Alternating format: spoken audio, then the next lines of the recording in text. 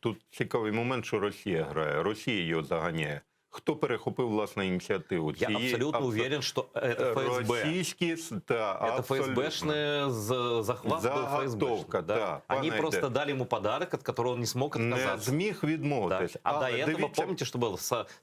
Автуховича взяли с группы, Абсолютно. и потом взяли ФСБшники, опять же, и Путин сказал, вот на вас готовилось покушение, смотрите сюда, вот вам ваши заговорщики, да, и я думал, что это такое типа попереджение, да, что мы знаем, что вас могут убить. Вы это понимаете, да? Але тут дивіться ще один цікавий момент. За тиждень до затримки Протасевича тим самим рейсом летить Тихановська на території Республіки Білорусь. Вона так само знаходиться в розшукових базах Міністерства внутрішніх справ Республіки Білорусь і більше того Російської Федерації.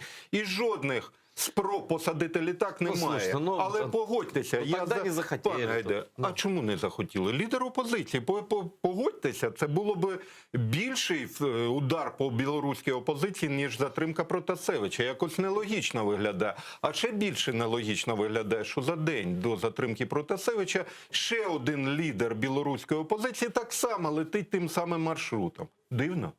Я не відслідковував. Я відслідковував. А буквально на наступний день, власне, 23-го затримка, 24-го в Мінську сідає літак, власне, спеціального льотного загону «Росія», який супроводжує президента Путіна в його подорожах на території, власне, Російської Федерації в закордонних відрядженнях. Цікаво? Цікаво. А через 2 дні в Гомелі сідає літак ФСБ Російської Федерації. Причому номери, всі дані ми оприлюднювали. І тут питання, що власне відбувалося. І знаєте, коли Лукашенко передав дипломат з документами, всі вважали, та це якісь там іграшки. Але після цього виходить Лукашенко, власне, і Протасевич, і заявляють про те, що є російський слід.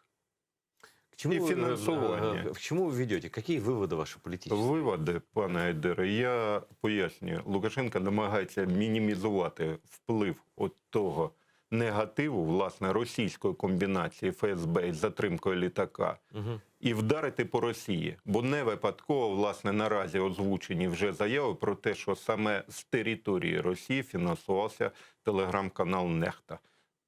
Більше того, людина... А конкуренти його на виборах, вони звідки? Вибачте. Тихановська. Да. Вона так, кревна Бабаріко, і фінансова. Абсолютно точно. Всі повністю. Тому, коли ми говоримо про білоруську опозицію, пане Айдере, ми маємо говорити про те, що це російська, проросійська опозиція.